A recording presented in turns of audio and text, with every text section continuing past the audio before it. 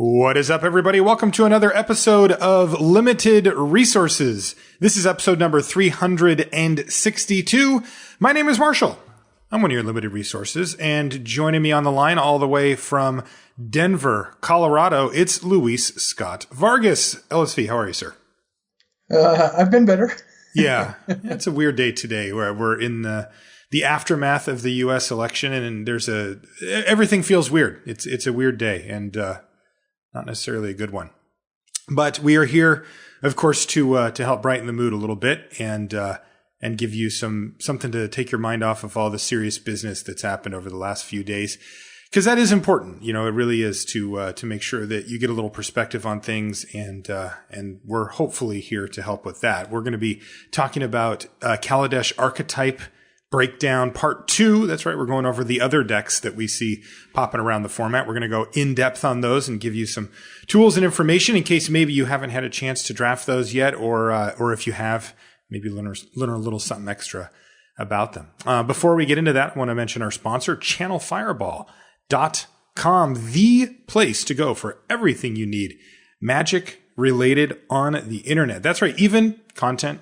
That's right. If you want to read some articles from some of the best players in the world or watch them play on a video or even get podcasts like this one, you're going to find it for free every day at channelfireball.com. And while you're there, that's right, you can pick up everything you need for your next great creation, whether that's sealed product so you can do a booster draft with your friends. Maybe it's singles for the latest deck that you've been working on just to finish that thing up or just bling it out a little bit, get some sweet foils or whatever. They're going to have it at Channel Fireball. And of course, when you're done with the cards, whether you've drafted them or played with them and constructed for a while and you're just kind of sick of it, you can sell them back. If you sell them back and you want to trade it in for store credit, you'll even get a 30% bonus, which you can use to get more sealed product, to draft more, or to transform into a different deck or whatever it is that you want. You're going to find all of that along with great customer service and speedy shipping times at channelfireball.com. Also, the show's brought to you by you, our loyal patrons. We really, really thank you for your support of the show. It really makes it a lot of the things that we do on this show possible.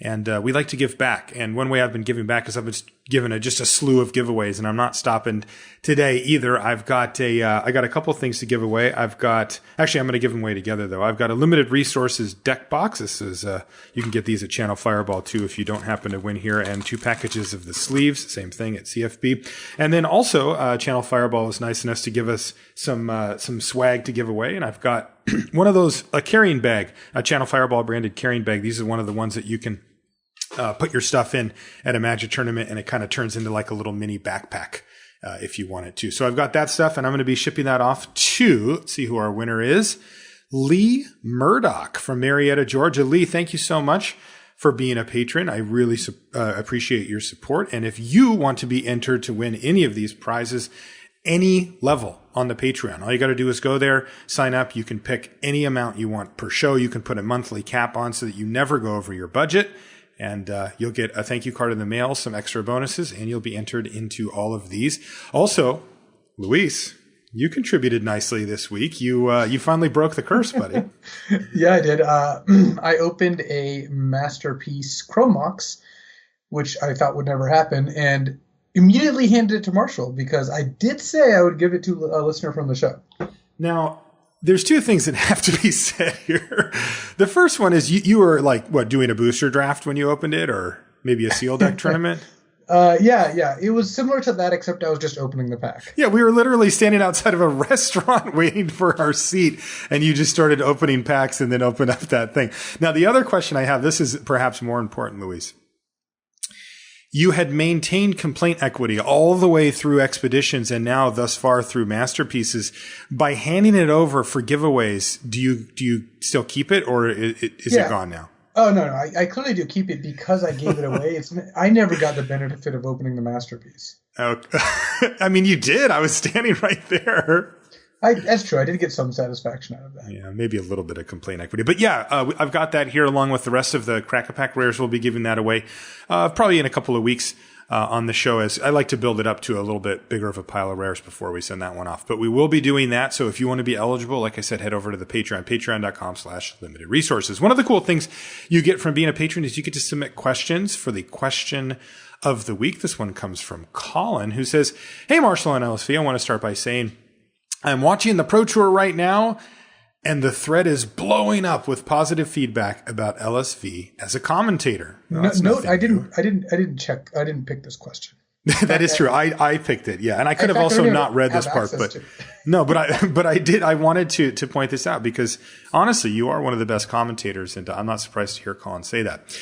He says, my question is actually more general in regards to this most recent change. This was, of course, Luis, your change of starting out as a professional player for the past 10 or so years and now transitioning, at least for a year, over to the coverage booth and giving that a shot. He says, you both make money using your knowledge of Magic, which is inspiring to hardcore players. But let's be honest, how many of the best players in the world have regular day jobs as well? Do you think it is reasonable for players to dream of making Magic their livelihood? Or is there just no way to really monetize this skill unless you have a sweet, sultry announcing voices of the LR team? So, thank you for the question, Colin. First things first. And Luis, I wanted to start off with you on this one because this is something that you have a relatively unique perspective on. You are in many ways the top of this particular food chain. You know, when it comes to Magic, you're very, very well established. You're heavily involved with Channel Fireball, one of the top websites for Magic. You're a professional player at the Hall of Fame level. You do the podcast with me. You write articles for Channel Fireball as well as for Wizards of the Coast. You're a streamer on Twitch with a big following. You've got the commentary stuff that we just mentioned. You kind of touch on all the bases here. And I'm wondering if that gives you a perspective on what it was like to sort of climb that mountain and what it's like to look down and say, well, is this something that's realistic for most people? It's kind of tough because the short answer is no, it's not realistic for most people. And I don't want to say that in like a demotivational way, but the fact of the matter is there's only so many people who can make a living. And Colin's asking like a living as in just doing Magic stuff, not having a job on the side, right? Or a full-time job. Because I know plenty of Magic players and Magic professionals who also have a different job. As it turns out, I also have a different job. So I think that it is difficult if you wanted to make this your full-time endeavor. I don't think it's impossible, but it's like a lot of different things where it requires you to have a lot of initiative, a lot of dedication, some amount of luck. I always go on about this, but I honestly think it is luck. I know for me, like in some ways I was in the right place at the right time. One of the reasons I got into Magic was that I was able to start by writing articles, making videos, having that as something to supplement what I did in tournaments, because I would certainly not recommend you embarking on the life of a professional Magic player with the intention of making money only by what you win in tournaments. There is no professional Magic player who would say that that is a wise thing to do. You certainly can win money in tournaments, and if you look at what people do win, they are real sums of money. But if you were to take let's say every Platinum Pro and see how many of them also produce Magic content, I assume it's the vast majority. Well, I mean, why don't we just use like a quick example? Like if we averaged it out, what did you make over like, say, your last 3 tournaments? Just to give people a reasonable baseline. Yeah. I like that you're bragging for me about. Yeah, and I'm obviously teasing. Luis top 8 of the last 3 Pro Tours he played in, so that would not be a realistic baseline. Let's be honest there. But yeah, clearly, the real life look at a professional Magic player has a big content provider aspect to it for sure. I mean, if you want to put it in perspective, I am 6th on the all-time money winnings list with $336,000, and that's over 10 years. If you divide that by 10, it's not an incredible sum of money. No, and unfortunately, it also doesn't work like that, right? No, it also doesn't work. You don't get $30,000 to $35,000 a year from your tournament winnings because they fluctuate a lot. You'll have years where you get a lot more than that and years where you get a lot less, which isn't very amenable to paying rent. And also the costs, right? I mean, that's only looking at what you won. That doesn't look at what you had to pay to get to those tournaments and what it costs you to do that. So yeah, I agree. I don't think anybody could sustain themselves as an adult, in any capacity, just off of Magic tournament winnings. What I can recommend, if you want something more actionable, first of all, creating content. I think there's a lot of people who create content, and it can be hard to break into that business. But first of all, you can self-publish in a lot of ways. Also, there's a lot of different websites you can talk to them. If you create good content, you will find a home for it.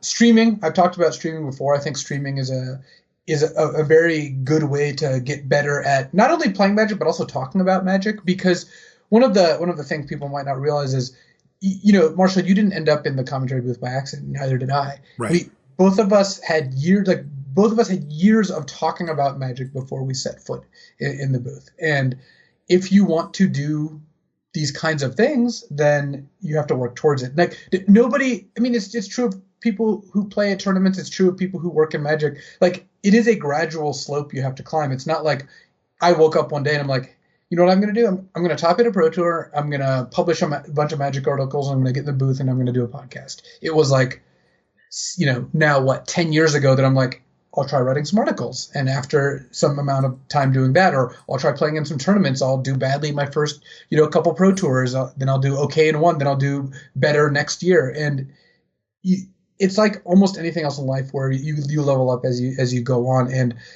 I don't think I don't know anyone who does Magic professionally in any aspect, who started out saying, here's exactly what I'm going to do and here's how I'm going to get it. It's more like, I'm going to do things that interest me. Oh, look, I'm getting better at them. People are noticing that. I can start parlaying that into more different things or building a fan base. And that's what it takes. It takes a lot of work. It takes a lot of time. But if you're passionate about it and you make something good, then you're going to find people who like it. Yeah. I want to hammer that point home, by the way. It's almost cliche at this point, right? To say, oh, it takes a lot of work and it takes a lot of time. That kind of thing tends to just go over people's head. They don't really consider that. Like, yeah, I'll work hard. Don't worry. I know it'll take a while. I know. But like, it actually does. That is really one of the key ingredients to this whole thing. And, I can use myself as an example of when we started the podcast, we had 0 listeners. I mean, we were a non-entity, and, Ryan and I started it for other reasons. I was curious to try it, and, he wanted to get a little more high profile for potential job at Wizards. And, when we first started, we just had none, and we slowly built up an audience, and then it started to kind of catch. And, we realized, okay, we're onto something here, that we're not the only ones who want to hear about the stuff that we're talking about. But we did the show for 2 years for free. I mean free, like 0 income, right? And I bought everything. I bought the mics, I bought the computers, I bought the software, I bought everything. I'd put at least a few $1,000s into the show just out of the money that I made at my day job, with nothing. Just with 0 income at all. And then like our first sponsorship deal was like $75 a show between 2 people.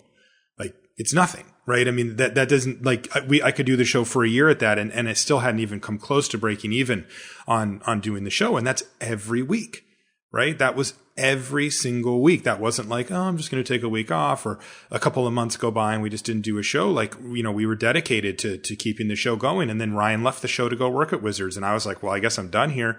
Didn't end up, people wanted to keep the show around. So I found John, and we carried the tradition forward or whatever, but it was the same thing. It was like every single week, and then eventually you build it up to the point that, you've kind of created a community and an identity and a thing around it. And then you can start to look around to see, what your options are for sponsorships or crowdfunding like Patreon and that kind of stuff. But every week, right? Like, we did that show, and anybody who has to do anything every week, it sucks, right? Like laundry or, going to work or whatever, you just hammer away at it. And, there's going to be weeks where you're like, I don't really feel like writing an article this week, but you do. And it's the same thing with podcasting or anything. And of course, the big upside to it is that we love it, right? Like, I'll be honest, I would do the show just for straight up free. Like, I just would. I would like it to hang out with Luis once a week, and I would do it for stone nothing. But I like it so much better that I've been able to make it part of my career, right? Because then it allows me the time to actually put into it, to do the things and to keep it at the quality that I want it to, and to not have to ever make that choice of saying, well, I got to work. Like, I just can't afford to do this show this week or at all. And that's the thing that, the Patreon and sponsorship and stuff help you buffer against, which is really the thing that I was most worried about when I quit my job. But anyway, long answer for you, Colin, but I think this is an important topic. And the reason I think it's important is because Colin is so not alone. I mean, you and I, Luis, when we go out to work at GP, I'll have people ask this frequently.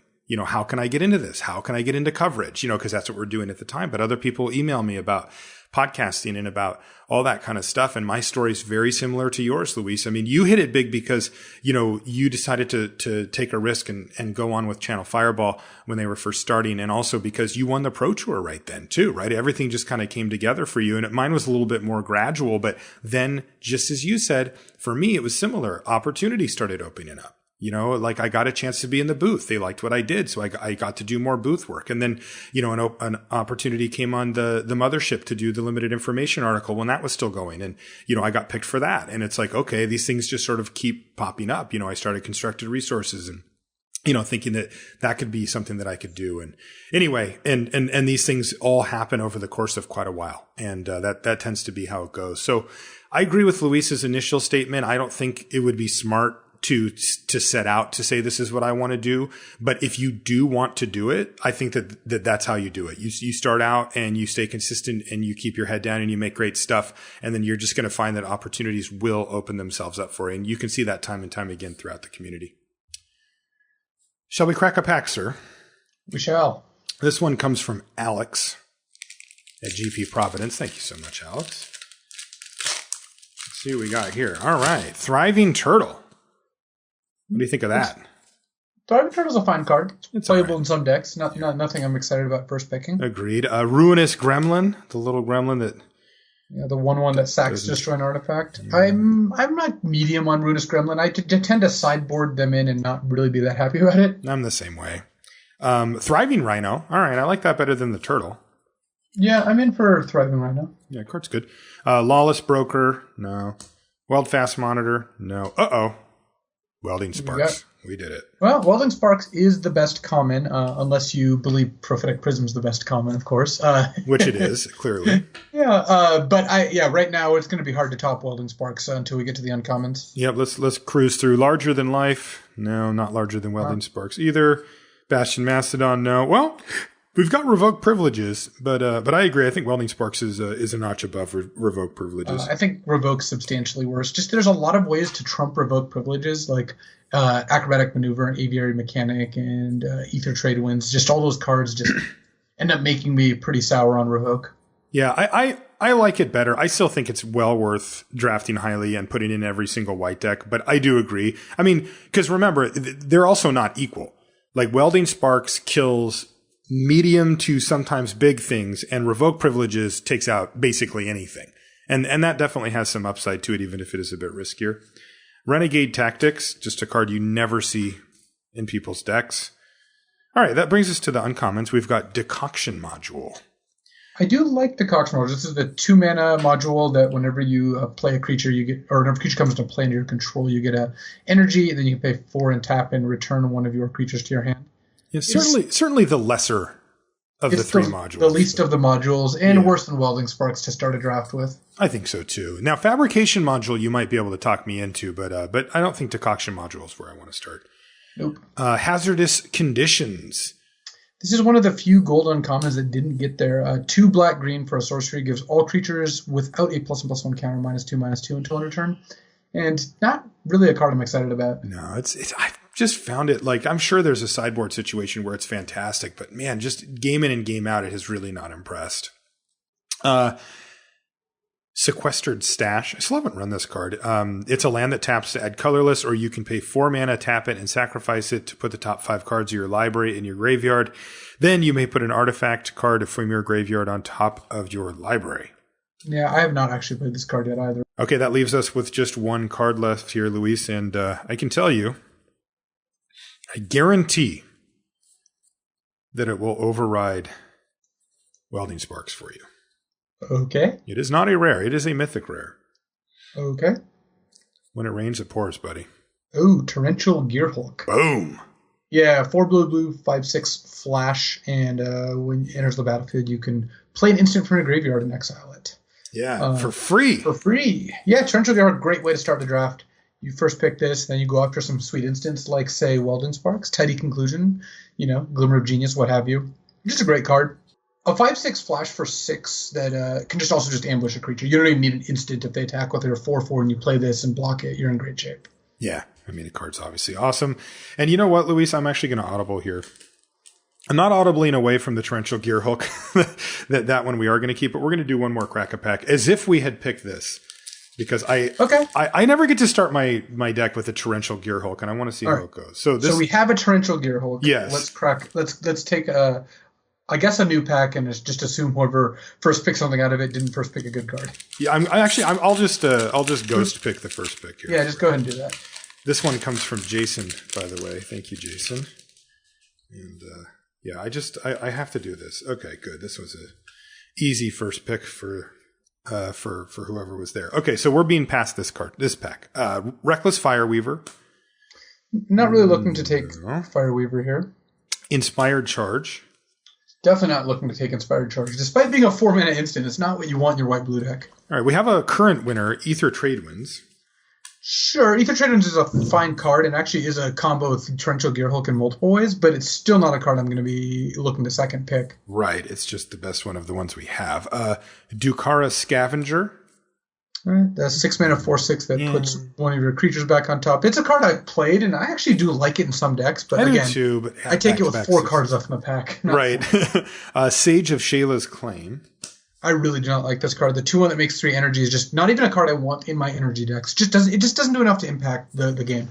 Inventor's Goggles. Another card I'm not a real big fan of. I have just not had great experiences with it. I can tell you that the Gearhook is not a apprentice. Giant Spectacle. Jeez, this pack's whack. A Gearhook might be able to wear a Giant Spectacle, but I still don't really want the card. Impeccable Timing. This is a card I've actually been unimpressed with as well. It just doesn't do enough to kill all the cards you care about. Just isn't what most white decks want.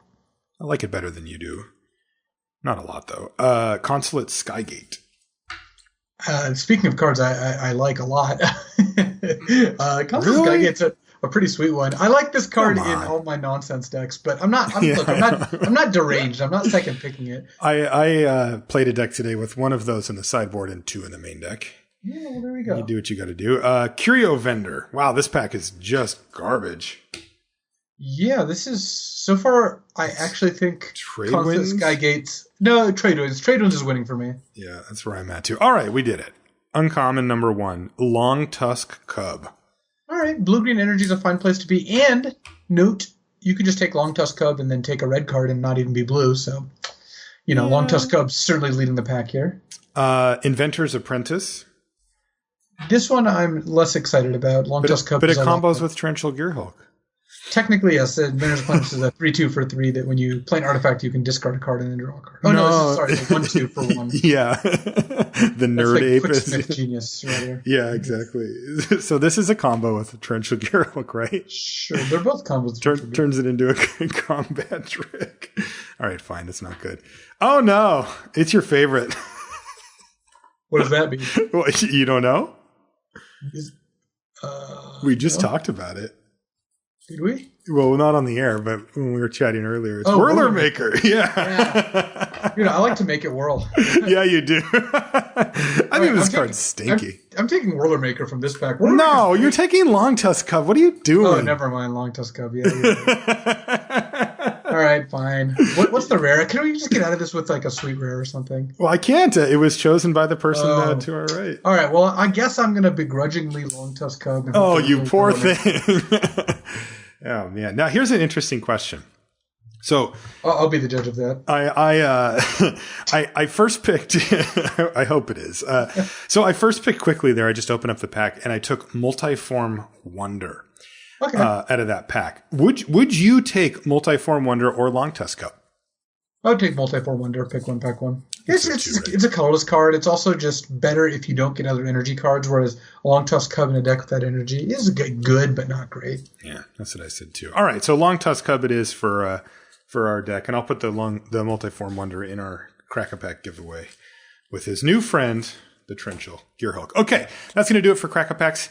Let's get into our main topic here, Luis. We're talking Kaladesh archetypes. People really liked the archetype breakdown, and so we thought, well, let's finish it up, because we didn't have enough time in the other show to do every deck that we wanted to talk about. And here we can finish that up and talk about the rest of them. So we'll start off with one that I'm going to let you handle, because when I was writing the notes, it was a deck that came to mind, but one that I effectively never draft, which is green black. So how would you categorize the deck and then walk us through it? We're going to do similar to what we did last time with a description of what the deck does, some of the notable uncommons, the key commons, how you get into the deck, and then some thoughts about it after that. So green black, how do you categorize this thing? Green black is interesting because it's not just straight up one deck. There's a couple different things going on. I actually have drafted this deck a number of times. It's more a control deck than anything else, but you can end up with kind of like a solid mid-range deck too, where you actually are interested in attacking your opponent. And basically it's just high-quality green and black cards that tend to mesh well, but it's not like super high on synergy. There's a +1/+1 counter sub-theme, which I'll get to, but the main way that this deck plays out is you're just playing good green and black cards, and there's just like minor synergies between them, which doesn't sound like a ringing endorsement, but there are good green and black cards. There are two of the deeper colors, and I found that black does a good job supporting aggressive decks as well as controlling decks. Okay, that's interesting.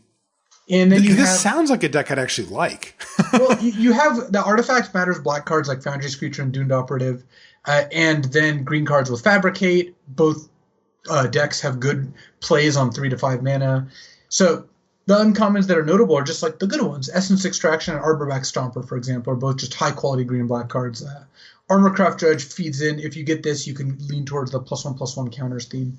The commons are, again, like Tidy Conclusion, Doomed Operative, Pima Outrider, Highspire Artisan, just like good commons that bias towards control. And that really like leads into how you get into this deck, which is green and black are open. It sounds like recursive a little bit to say, well, you end up green-black if green-black is open. But really what it means is if you just take 2 good green cards and then see a Tidy Conclusion, you can just take it. And if those colors are open, you can draft the deck knowing that the overall strategy works well and the cards work well together. There are some color pairs where you have to have a specific thing going on. Otherwise, that color pair doesn't really work. Green-black's not really one of those. I've just found that the green and black cards complement each other well. Maybe that's why I haven't been drafting it so much. Yeah, it's not quite as focused. It gets a little more focused when you talk about the +1/+1 counters theme, and that's really Armorcraft Judge for the most part, but Fairgrounds Trumpeter, and it does have some element of that as well. And there you end up with cards like Kujar Seed Sculptor, the black and green Fabricate cards, Durable Handicraft, Edenborn Marauder. These are the kind of cards that help you just leverage the +1/+1 counters for additional value. Armorcraft Judge is a really busted card. If you can draw two or three cards off it in this deck. Yeah, and that card is completely nuts if you play it in a deck that's built for it. Oh yeah, it's just weird to build a deck for it, because like you mentioned, the payoffs are so small. Like your one Armorcraft Judge in your whole deck is like the main thing. You said the Trumpeter's the thing, and then but like the gold uncommon we talked about earlier. What's it called? Harsh Conditions. Hazardous Conditions is just not a good card. Sucks, I don't even main deck it in my black green deck a lot of the time. Yeah, it's weird. But the reason I think that these cards in this deck is good is, first of all, Armorcraft Judge is a 4-mana 3/3, and so you're not paying a huge cost there. Second, the cards that I named that combine with it are all very playable. Kujar Seed Sculptor and Fabricate Creatures, like these are just cards you put in your deck. You'll just play these cards anyway. So you're not really paying a cost, and then when you draw them together, it's great. Okay. So Highspire Artisan, Pima Outrider, like you don't be like, wow, I have to play Pima Outrider to enable this? It's cool. No. Okay, this card's good, and so is this other card. So black green is kind of middle of the road, but I really do like it. I think that the deck actually works. I'm gonna try it. I like decks like this. Yeah, the one thing that I do miss or want here, though, at least looking at how you've written it up, is a mana sink or a card advantage engine. The Armorcraft Judge is nice, but you don't always get one. It almost sounds like you need a way to make Thopters every turn. Oh, here we go. So you're gonna curve out with your green and black creatures and then Whirler Maker it up. Well, man. Not exactly. I mean, the more aggressive versions of this deck can go like Doomed Operative into Pima Outrider, Thriving Rhino, Riparian Tiger, Foundry's Creature, and that's a real plan. We need to have a talk. Subtle Strike is a very good card in that deck. We need to talk about this. Talk about what? About Whirler Maker. What's there to talk about? Do you really like it? Like, I can't Yes. tell if you're joking or if you really think it's good, because I don't think it's good at all, but I have brought it in on my sideboard on numerous occasions where I think I can get away with it because I do think the card has a place, but I'm like really bummed if I'm main decking it. All right. Are you like excited about this card? Let me explain World Maker, because it's a card that we both decode this one for me. didn't think was great in the set review, but my respect for it has increased. So I don't believe you should just put this card in your deck. The average deck should absolutely not play World Maker. There's a couple of things going on. One, if it has synergy with your deck, like if you have Gear Seeker Serpents or ways to use the Thopters, that makes me more inclined to want to play it. Cards like Eliminate the Competition is a way to take advantage of the Thopters. It's slow, but Ruler Maker is a slow card. It's not a card you want to put in a fast deck. If your deck's very controlling and needs a win condition, it is a legit win condition. Imagine the last deck I had that I happily main decked Whirler Maker in was a deck with just a ton of removal spells. I had like 6 or 7 removal spells total. Okay. Whirler Maker is a great way to close out that game, because one of the problems with control decks sometimes is if you're removal heavy and threat light, your opponent just has 2 removal spells and they have nothing else to use them on. They kill your finishers and you have a hard time closing it out because you maybe just don't have a legit finisher. And Whirler Maker is that. Whirler Maker will definitely close the game out if you can stabilize. The other thing is there are some decks in this format that just cannot beat a Whirler Maker. Look on the other side. Imagine if you're playing against the removal heavy deck and you play a Whirler Maker. They're like looking at their hand of like Welding Sparks, Unlicensed Disintegration, Revoke Privileges. They're just like, all right, I guess I'm going to lose to Whirler Maker. So I would say that when you draft this card, you should most likely have it in your sideboard for these control matchups. But I have main decked this card probably more than half the times, and that maybe is a reflection of more on me than Whirler Maker. But the card is probably better than you think it is. Okay. It's a reflection on your entire family, Luis. You can't take it. Is that the noise it makes? Yeah, it's making whirls. All right. Let's move on to our next one, which is blue-black with artifacts. And this is a deck I'm going to let you wrote this one up as well, Luis. And this one I have played. Blue-black control, or sometimes there's an artifact sub-theme to it as well. And this one I actually do enjoy playing. So it's similar to the black-green deck in the sense that it's got the black cards along with blue cards that also give you bonuses for artifacts. It generally wants all the Doomed Operatives and Gear Seeker Serpents it can find. Those are like the 2 big commons for the deck. And it's usually controlling. The black creatures can sometimes pinch hit as aggro, or you just play a deck that tries to play a turn 5 Gear Seeker Serpent, turn 6 Gear Seeker Serpent, and just go to town with those. Yeah. But for the most part, it's a controlling deck, and it's got a lot of notable uncommons, actually, like Contraband Kingpin, the blue-black 1/4 lifelink that lets you scribe if you play an artifact. Very hard to attack into that card with any other creatures out. Yeah. It buys you tons of time. Glimmer of Genius, Glint-Nest Crane, Underhanded Designs, Oval Chase Daredevil. These all feed into this like controlling artifact theme. And then the key commons, like I mentioned, Doomed Operative and Gear Seeker Serpent, as well as Tidy Conclusion and Prophetic Prism, actually. Just because Prism is a way to enable all your cards that care about artifacts at low cost and helps you splash. If you can pick up 2 Prisms, you can easily splash like a Welding Sparks. So the way I most often end up in this deck really has to do with Gear Seeker Serpent, Tidy Conclusion, and Doomed Operative. Those are like the 3 bigger commons for me. And what will happen is I'll have a couple black cards, and then I'll see a 5th pick Gear Seeker Serpent. So like, okay, so I take that, and maybe I'm even playing blue for like just a couple blue cards, including the Serpent, but that is powerful enough. If you can play Gear Seeker Serpent for 4 or 5 mana, the card is fantastic. And this is the best deck overall for it. Another way is to just start with a couple blue cards. You got like an Ether Theorist or an Ether Meltdown. You maybe have like a Glint-Nest Crane or a Gear Seeker, or even just blue cards that aren't artifact based, and then you just see a Tidy Conclusion, then you see a Doomed Operative, and all of a sudden you're like, okay, I'll be blue-black, and you end up with all these cards that, again, like the black-green deck, work together well, even though this is more of a synergy deck than black-green. Yeah, a couple of things that stand out as well.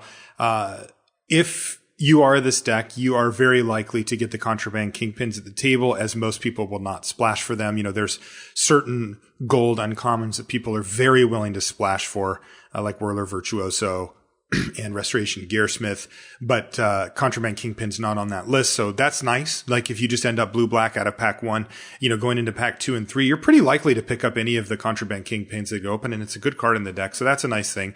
And then talking about the Prism, I have definitely splashed quite a bit in this deck as well, and I usually end up splashing for white, and it usually is for a Cloud Blazer or a Restoration Gearsmith or a removal spell like Unlicensed Disintegration or something like that as well. So those prisms help out with that. There's always a little bit extra that you can go for with this deck. And since it's a control deck, you have a reasonable chance to actually find what you're looking for between the card draw spells like Glimmer of Genius and the looting, like from the Ether Theorist. I like the deck a lot. I mean, I like playing control decks anyway. I like playing inevitability decks. And this deck kind of has all of those bases covered, even if it's not particularly synergistic, like you said. All right, next one is Red-Black Artifact Aggro. This is one if you're angry. If you just want to get in there, this one does a pretty good job of it. It's a curve-based aggro deck that takes advantage of the Artifacts Matter cards to lay the beats down. Notable uncommons for the deck: Unlicensed Disintegration is your headliner. This is the best card that you can have. It's one of the best cards in the set, but it really pulls double duty in a deck like this because you're likely to have an artifact on the battlefield, and you're really taking extra advantage of the 3 damage that Unlicensed Disintegration does if you do. I'll splash for it, for example, in what I just mentioned in that blue-black artifacts control deck or, whatever. And I'm happy just to have basically what amounts to a Terminate, and occasionally it does an extra 3 damage, but this is the deck, this red-black deck, that really capitalizes on it. It can almost be a finisher in your deck. You're getting a blocker out of the way and doing 3 damage, and that's really maximizing on that. Embral Bruiser, Oval Chase Daredevil, which we talked about a minute ago. Underhanded Designs can go in this deck. And then even though it goes into basically every deck, this is a great spot for a card like a Snare Thopter, which gives you not only an artifact, but also a creature that's very good at attacking. Some of the key commons for the deck: Doomed Operative is your number one common. Renegade Freighter also goes quite nicely. Foundry Screecher, 3/1 flyer for 3, that it usually is in this deck, does quite well. Built to Smash, is a card that not a ton of decks want, but this one can certainly take advantage of it, given that you are attacking, hopefully with some artifact creatures in there as well. But even if you're not, you can still just get in for extra damage or keep the damage flowing. How do you get into the deck? Well, usually you start off, with Doomed Operatives, Oval Chase Daredevils, those type of cards. And of note here, you do want to take artifact creatures rather than do nothing artifacts when possible. Cards like the Monitor or the Percata Pillar Bug or the Eager Construct, the Snare Thopter that we mentioned, the Iron League Steed. These are the type of cards that really shine in this deck because they let you do 2 things that you're trying to do, which is curve out with creatures to keep the damage flowing, but also control an artifact, which turns on those cards that we mentioned earlier: the Doomed Operatives, the Foundry Screechers, the Embral Bruisers, the Oval Chase Daredevils, which can really be, where your deck goes from being kind of a normal curve out deck to a really powerful mid-range and even late game deck, thanks to those recursion and pump effects that you get out of these. But the key here is that if you can turn on your Cares About Artifact creatures while also curving out, that's when you're in business. That's, when you're playing Iron League Steed to turn on your Doomed Operative, now you're beating in for 3, you've got a 3/2 Death Touch, and you're really applying a lot of pressure. If you play, something like a Puzzle Knot, it's okay. I mean, those cards are playable. They're not terrible, and they do turn on your cards. But it's so much worse if you play something that doesn't have power and toughness, or something that doesn't kill a creature or get it out of the way for your artifact, rather than one that does. So that's something that you should keep your eye out for. Again, cards like the Monitor, those go up in value significantly in a deck like this. This is the deck where I also like Night Market Lookout and Sky Skiff the best. Oh, there you go. Mm-hmm. Since normally those cards are not ones I'm really actively looking to play, but I think in Red-Black they actually do have a home. Did you see that? I put up a tweet. I did see that. Yeah, my opponent goes turn 1 Night Market Lookout. I have kind of a slowish deck. I'm like, oh no, that's not good. And then on turn 2, they go Swamp, Night Market Lookout, Night Market Lookout. And I'm like, oh my God. And then on turn 3, they played Renegade Freighter. I'm like, what? Yeah. I hadn't even made a play yet. Like, that's just like drain you for 3 every turn, hit you for 5. I'm like, yeah, I didn't end up winning that game. Yeah, no, I agree for sure. Those are definitely some of the little synergies that you can get as well. Also of note, you get access to some of the best removal in the set with this color pair. The peak of which is an unlicensed disintegration that I talked about a minute ago. But you also get stuff like Die Young, Tidy Conclusion, Welding Sparks, Harness Lightning. We mentioned it last show and I'll re-mention it here. We're not putting the removal spells in the key uncommons and key commons category very often, because the truth is that, if you're playing red, you're going to play Welding Sparks no matter what. So we didn't want to point those out. You'll know that those are your premium cards, regardless of which archetype you're in. But it is nice to note here that this red-black artifact aggro deck does end up getting access to really a nice suite of removal, killing cheap small creatures with Die Young, the middle ground stuff with Welding Sparks and Harness Lightning, and the big stuff with Tidy Conclusion and Unlicensed Disintegration. So I also want to note that this deck, in my experience at least, tends to be heavier black than red, just because a lot of the good threats are black. Like, that's why you're dipping into black. It's because Doomed Operative and Foundry Screecher are just better than the red creatures at similar costs. If you had enough red cards to build this deck without the black, like if you had heavier red, you often end up in a different color. That's why red-white is a little more common than red-black. But like if I had to write it out, it would be capital B, lowercase r a lot of the time. Not every time. Sometimes you're split. That can happen. But you end up being biased towards black when you draft this. That's right. I did want to, you mentioned it in the ones that you just covered there. How much do we like this deck? Because I drafted this somewhat frequently when the set first came out, but I found myself drafting it very rarely now. And I don't know if that's just because my taste has changed and kind of I've moved on to more complex decks now that I understand the format better, or maybe it's just not that great. Do you have a sense for where red-black artifact aggro is on your power rankings or whatever? I don't particularly like the deck. The biggest reason I think that the deck is good in some drafts is that it harnesses cards which a lot of other people don't want. Night Market Lookout is actually one of them. And it's a good way to combine Renegade Freighter. It's like if you get Renegade Freighter, Welding Sparks, and some Doomed Operatives, like you have a good baseline for this deck. It just, the cards, one of the reasons I end up drafting control decks more than aggro decks in this format is that you have a wider range of what you're looking for with control decks than aggro decks, I found. So you don't have to worry about curve quite as much, whereas a deck like this, like your curve is very, very important. So if once you know that you're drafting a curve out deck, it just really limits what you're looking for. I do think the deck is fine. I have not had as much success with Renegade Freighter as I have had with Prophetic Prism in this format, but maybe that's just I would be willing to believe that is somewhat biased by just what I like to do. I love how you put that. Because man, I never take Renegade Freighter anymore. I just that's not what I came here for. And I'll take a Prophetic Prism criminally highly if needed. That's interesting. Okay, the next one, Red Green Beatdown. This is we've talked about the energy deck last time we did the archetype breakdown that is red blue or red green or some combination of the three. And this one's a little bit different than that, even though it does play a lot of the same cards. This is a straightforward beatdown deck comprised mainly of aggressive creatures, good combat tricks, and good removal. You know the story here in Limited.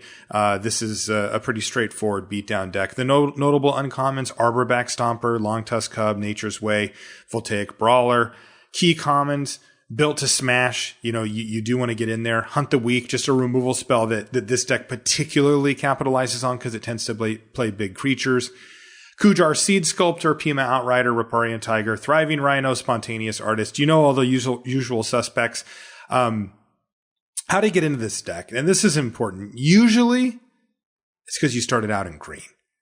Green is the backbone of this deck, and the red cards usually play a supporting role rather than the star. You get good removal at both common and uncommon. The cards we talked about before, Welding Sparks, Harness Lightning, are the headliners, but you get Fierce Reprisal and Chandra's Pyrohelix, which are decent cards. They're playable for sure, but maybe not quite the headliners.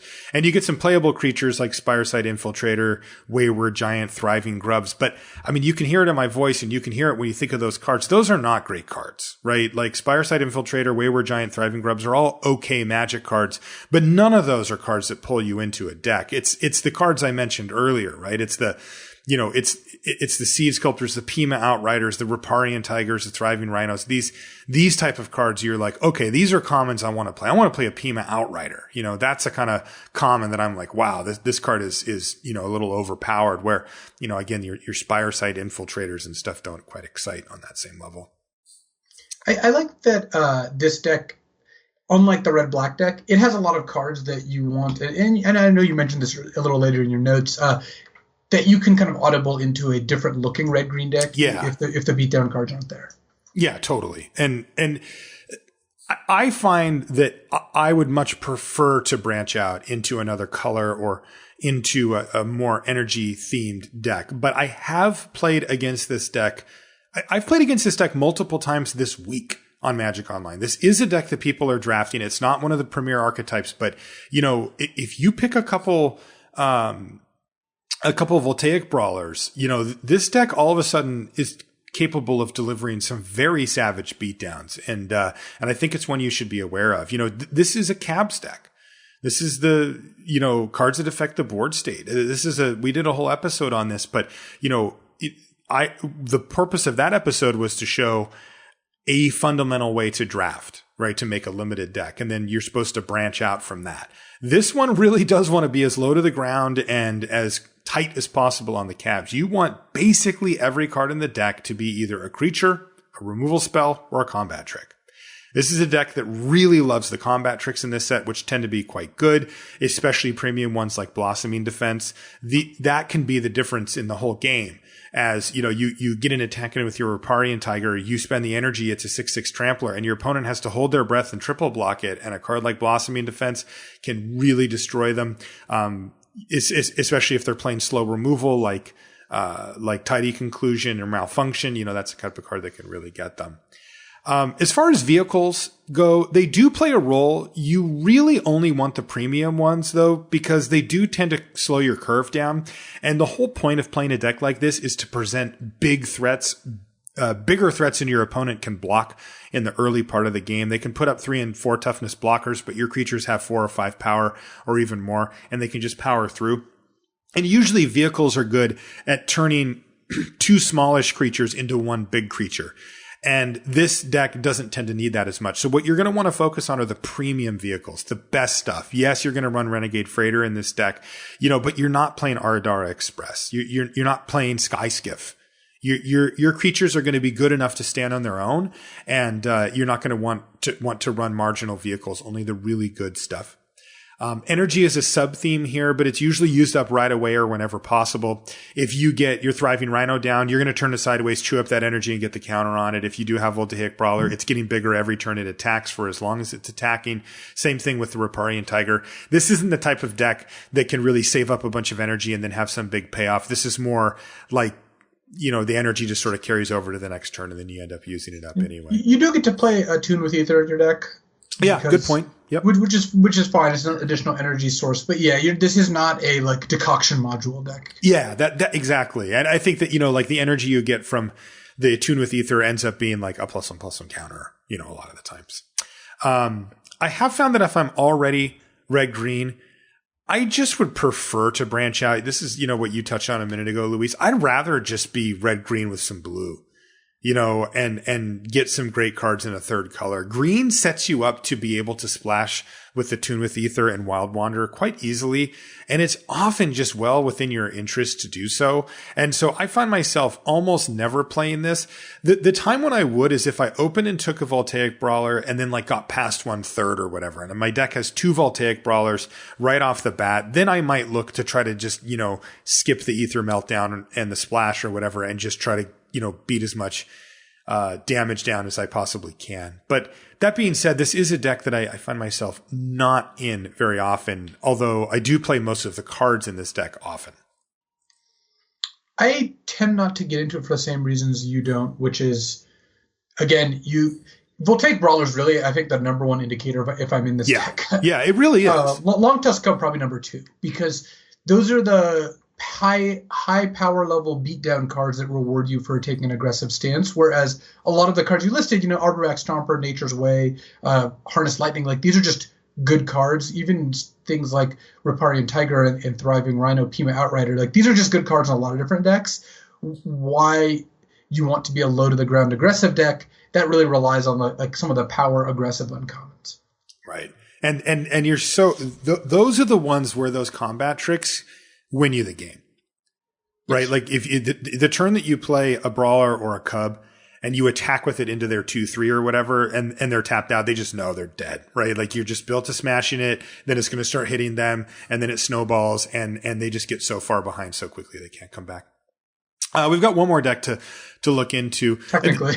Yeah, I guess so. This one is similar to Red Green Beatdown in the sense that it's a deck that I rarely find myself in because I've just sort of mashed all of these decks into one, which is usually, a red, blue, green combination of some sorts. But this deck does come up. It's red, blue, energy only. This is an energy deck. This is the deck that's capable in general of creating the most energy counters of all of them. It's an energy theme deck that eschews green's power level in favor of a curve and consistency of a two-colored deck. And I think that's generally a mistake, but I have seen this deck pop up again.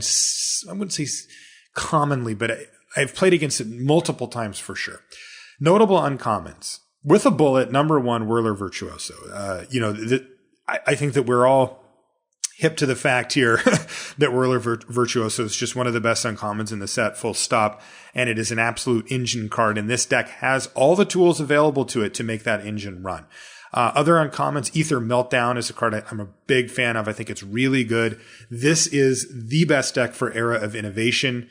Fabrication Module, that's the other module, the other non-rare one we talked about that puts +1/+1 counters on the creatures whenever you gain energy, and you can pay mana and tap it to gain an energy. And then also the Decoction Module that we opened up in our Crack-a-Pack earlier does belong here as well. Well, not that literal one, just theoretical future ones. Thank you, Luis. Key commons: Ether Theorist, Thriving Turtle, Thriving Grub, Spontaneous Artist.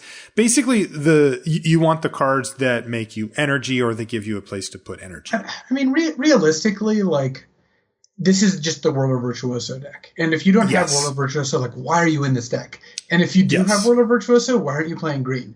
And yes, I mean, we both like understand that there are some times that green is just completely not open, but it's really hard for me to justify playing this deck without really something crazy like opening Virtuoso, getting past Welding Sparks, and then 3 blue cards and not seeing a single green card. Yeah, I mean, it does happen, right? Green is the 0%. Most drafted color. And so, and also there's those times where you get like most of the way through pack 2 and you've got like the double Whirler Virtuoso deck and you're like, oh, we're so doing it. And you're like, I'm going to be green, red, blue. And then you look and you've got a Wild Wanderer and an Attune with Ether.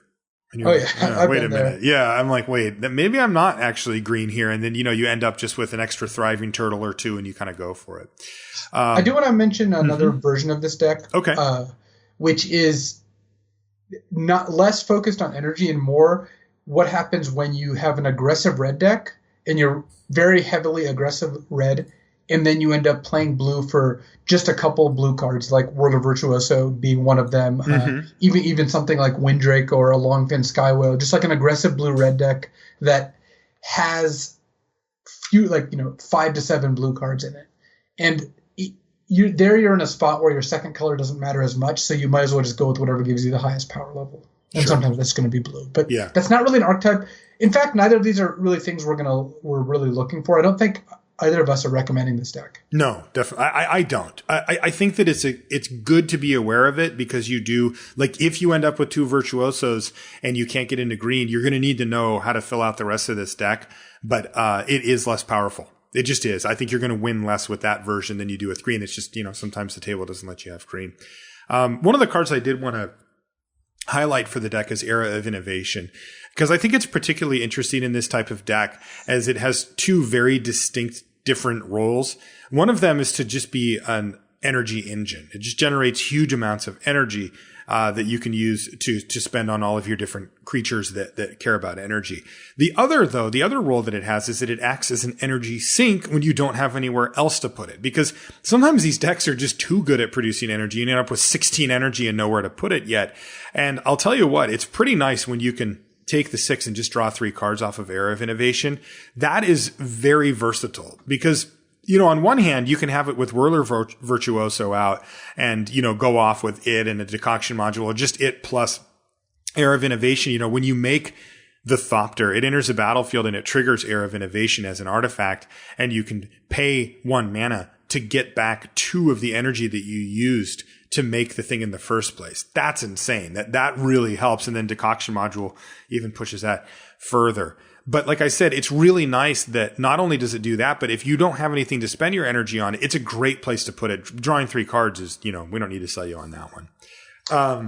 Sometimes Mr. of Inquiries also is a decent energy sink. It is. In terms of figuring out how to win the game. It is. I always struggle with that card. I end up playing it pretty often.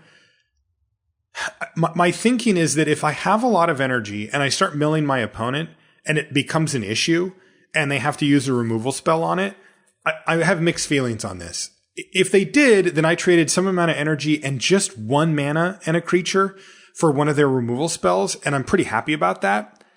The other side of it, though, is that they really do have a lot of control over that if you only have 1 in your deck. Because once you show them that you are going to be able to mill them out, then they can use their removal. But they certainly don't have to until you prove to them that you can make a bunch of energy and that you're dedicated to that plan. And then they just ignore the card because it does almost nothing to the board. And, look at the decks that we were talking about today. The green-black deck can put together some draws. The red-green deck just hammers on cards like that. The red-black artifact aggro deck's the same. Like if I'm playing that deck and you're like, you play that 1-drop first, I'm excited. I'm like, this is great. This is like, mill me all you want. I'm not a huge Minister fan. I just think that it's decent in a deck like this. No, I agree. I do too. And then as we've mentioned, don't think this deck's great. No. I think it's kind of bad. So as a small wrap up, because I do think that ranking all 10 decks isn't that useful because a lot of it is just, we're trying to give you the tools of how you get into each deck and when to draft them. Because that's more important than which deck is better. The only decks that I have really found myself almost never getting into are this blue-red deck, I think is 10th. And then red-green and red-black. Basically the red-based beatdown decks that aren't white, I have a hard time getting into. I think red-white, it tends to be a slightly better version of those. And then I really like the green X decks. I just feel like that those decks give you a lot of flexibility because you can go a lot of different directions if you start that way and you're less reliant on specific cards being opened. Yeah, my decks are all mishmashes of a few different things, but I definitely have my style down in the format. I think you can do that. One of the people I talk to the most actually about this format is Andrew Beckstrom, BK as he's commonly known as, and he has 31 draft trophies. He's he's running it up. He was 5th or something last time I checked on the leaderboard, and he almost always drafts these multicolor red, blue, green X decks. Not always green, not always 5 colors or anything like that, but that's just what he biases towards pretty strongly, with Prophetic Prism being a very, very high pick. And his win percentage is very good, and I've talked to him about all these decks, and he has good reasons for the things he's doing. So that's funny. I'm doing the same thing. Yeah, it's the sort of thing that basically what I don't want a listener's conclusion to be well, you guys just like drafting control, that's why you draft these decks. Talking to the people who are drafting this format a lot, Prophetic Prism is just a great card. Dude, I've been smashing. Yeah. I'm one of them. I've got, 11 trophies or something too. And I mean, my rating was, as high as it's been. I've been crushing with these type of decks. That's fine. You're no BK, but that's fine. No, I'm not. But I have been crushing with these decks. Really. I mean, this isn't just personal bias and me having fun. I have been absolutely crushing with these decks. And they're weird. Come watch my stream or check out one of my videos and you'll see it's look, if I'm up at 4 a.m, I'll come watch your stream at some point.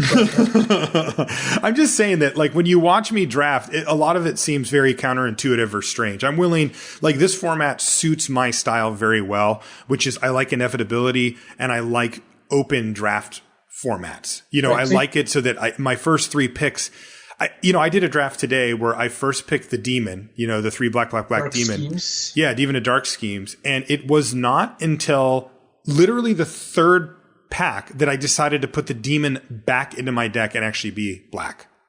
Because that's how I roll. Like I stay very open. I'm constantly reevaluating where I'm at and what I value and where I want to go with things. And it turns out that when you have as much synergies that we have in this format, and also when there's enough playables around, it really gives you a lot of rope to work with. And like I said, I've been doing well. So I think that these decks are really the way to go, these prophetic prism decks. And I'm really happy about it too. So what you're saying is you want like cards that give you like a really long late game engine that maybe are colorless so that you can take them You're safely. not going to sell me on Whirler for whatever it's called, Whirler Maker. Oh, I wasn't talking about Whirler Maker, but I guess when I said long, great, strong engine, you just thought Whirler Maker. Whatever, man. Oh, there we go, I guess. Put it on me. All right, I've had enough of this. That's going to do it for the show this week. I want to thank our sponsor, channelfireball.com. Please do check them out for all of your Magic needs. You know what to do there. Just check them out. You've got singles, you've got sealed product, you've got supplies, and of course you can check out the awesome free content by some of the best players in the world. Learn how to sideboard in your constructed deck from Owen Turtenwald or somebody, and you'll be happier for it. Also, if you want to find us on social media, I am Marshall_LR and Luis is LSV. You can find everything related to the show at lrcast.com. That's right. On the front page, I put a bunch of links, and you can find links to Luis's stream, my stream, to the YouTube channel, to the Facebook page, to the Reddit, everything that is associated with our little community and our little podcast is all right on that front page. So you can find all of that. You can find our Twitter on there if you need it. So it's all in that one handy spot, lrcast.com. I think that's it. Let's call it a show. Thanks so much for hanging out, guys. We do appreciate you taking the time to chill with us every single week, and we'll see you next time. I'll be honest, Marshall, I'm not feeling particularly funny right now, though setting up an obvious joke about how I never am. I just want to implore people to be kind to each other, to treat each other with respect, and to do the best you can to get through life, Yeah, man. We live in interesting times, so enjoy.